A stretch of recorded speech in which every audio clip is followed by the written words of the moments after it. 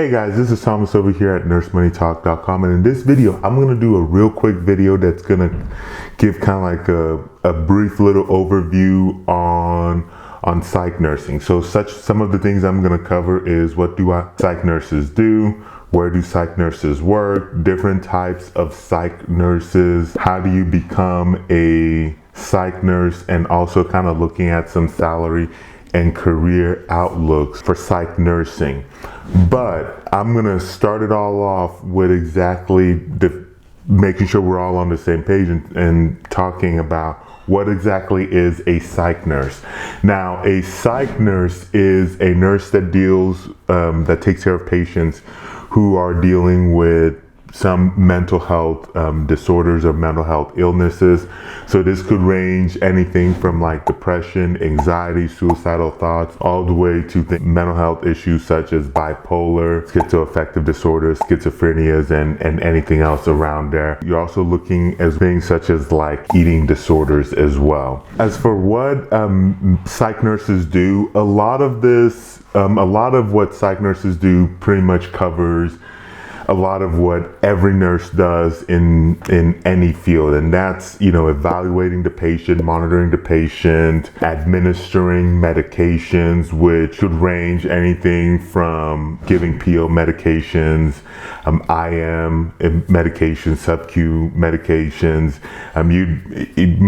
Most nurses might think that you wouldn't be dealing with IVs even in a mental health facilities, but I have actually dealt with IVs when I worked in mental health as well. This was primarily with geriatrics, and that's kind of a little difficult to deal with just because, you know, IVs then present strangulation issues as well, especially if it's a patient that has like suicidal thoughts. And then as well dealing with labs and whatnot. But a lot of what you would expect to do would have to, and this is where this kind of breaks off a little bit from a lot of the other nursing fields, is doing like crisis interventions, monitoring the patient for patient safety. Now, safety in general is kind of embedded in a lot of what nurses do, but I would argue it's even more critical in terms of physical harm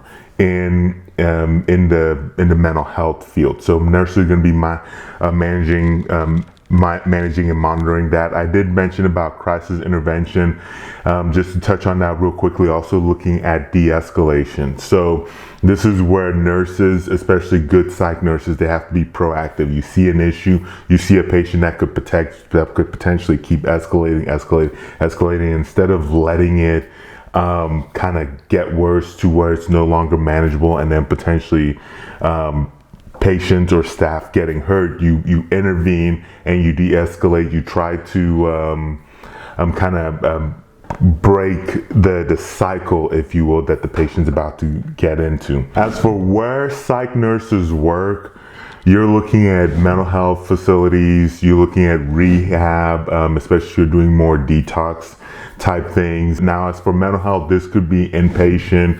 This could also be outpatient settings. A little bit of like, if you do some case management as well, especially if you do case management specifically geared towards mental health patients as well. I have not actually done this myself.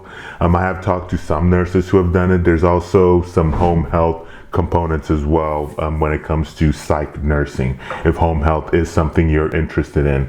Now, that actually does bring me to a point that if you are interested in becoming a psych nurse, which I'll get to more of that here shortly, check out the school search over there at NurseMoneyTalk.com/schools.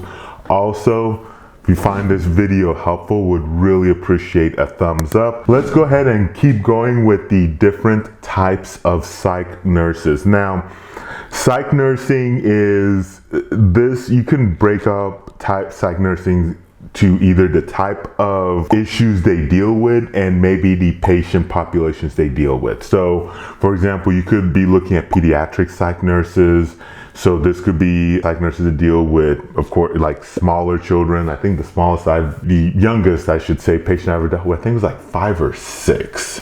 And then, of course, you could then move to your adolescent And then you can then move into the adults, ranging all the way over there to then dealing with geriatrics. Now that could be geriatrics in terms of age, but of course once you get into geriatrics, then you're dealing with kind of like issues such as Alzheimer's, dementias as well. So we definitely have taken care of patients who fell into actually all the way from pediatrics all the way to geriatrics. You can then deal specifically, probably looking at some substance abuse, some rehab, and then also looking at maybe some like sexual trauma as well. And so looking at that, if you are thinking about becoming a psych nurse, there's definitely a lot of different areas in psych nursing you can go in and also rotate through. And sometimes this could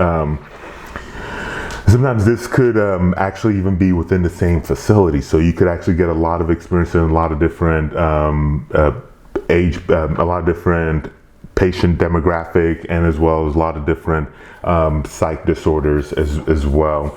I will kind of preface and say this, that I think a lot of times I mentioned kind of like these different maybe like these different patient problems. A lot of times they're kind of combined together. So you could have a patient that comes in for, let's say, suicidal ideations, but that is related to maybe like related to like an alcohol or drug abuse type thing. And so they come in, you're dealing with them, they're under suicidal watch, suicidal precautions, but at the same time you're also like, detoxing them as well. So that's kind of like some of the things that you'll be dealing with there. Now, as for how you become a psych nurse, there's a couple ways you can become a psych nurse. One route is, of course, the LPN route. And so mental health, as of right now, is still one of those fields that I think is still very LPN friendly, because I feel like a lot of these facilities have kind of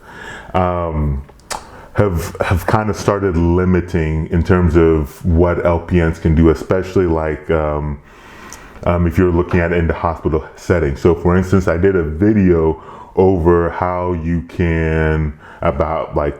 to become an ICU nurse. And in that video, of course, it was specifically looking at RNs, and it used to be that you could actually work in the ICU as an LPN, but now that's not really the case so much.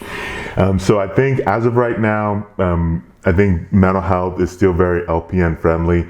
I don't know where the trajectory is going to continue going, especially as as they try to make more of this push towards RNs and BSNs and whatnot. Something else to keep in mind is, as an LPN, you are underpaid. You are going to be significantly underpaid, especially if you work in a hospital setting compared to the RN.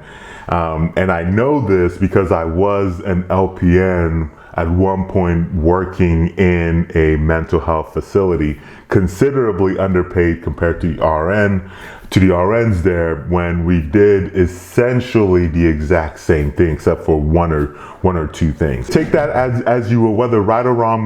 That's not really the goal of this video. It is more so towards that I think I will typically steer you towards getting your BSN RN, because I think with the way everything's going and the way some of these states and facilities are handling things, that's the route that gives you the most amount of options. Now, I do have a video that I'll put, up here, where you can check out, and I'll kind of walk you through how you can become a registered nurse. Now, after you become a registered nurse, psych is one of those fields where you could potentially work in as a new grad nurse. I know there's some debate on this, and some people give a pushback on this. I did make a video which I'll put up there talking about kind of like my thoughts on this whole every new nurse should work in med-surg type thing.